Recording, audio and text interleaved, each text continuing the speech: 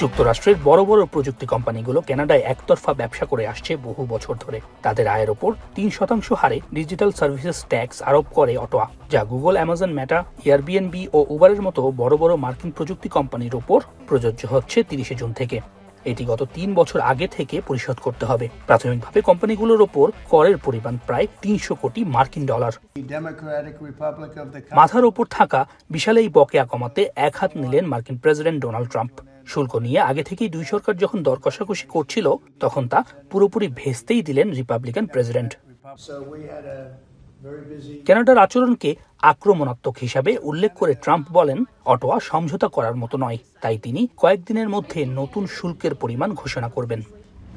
No, they put a tax on companies that were American companies that they shouldn't, very severe tax, and yeah, I guess they could remove it. They will, but I don't really. I mean, it doesn't matter to me. We have all the cards.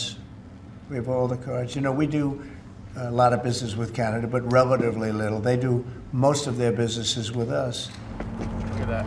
All instructions. কয়েকদিন আগে G7 বৈঠকেও দুই দেশের মধ্যে বাণিজ্য ইস্যুতে একটা সুরাহা হওয়ার বিষয়ে কথা হয়। আসার কথা ছিল নতুন পথ, কিন্তু 2 সপ্তাহের ব্যবধানে এখন সেখানে বিচ্ছেদের সুর, কেননা নিজেদের অবস্থানে কানাডাও অনড়।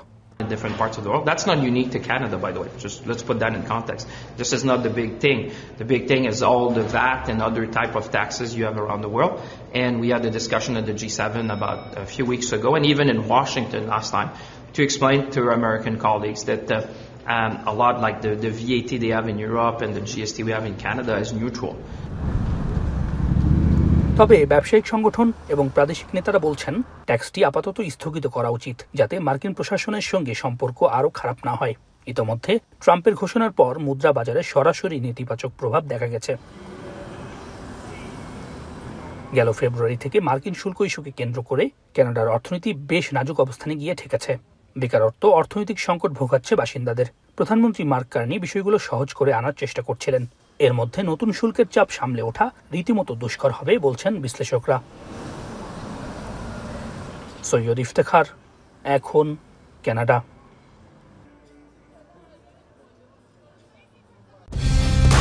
কালার এক্সপার্ট, জর্জ স্যাপ এবং মাইল্ড অন হ্যান্ডস টেকনোলজি সমৃদ্ধ অরিক্স ক্রিস্টাল ওয়াশ আপনার লন্ড্রি এক্সপার্ট।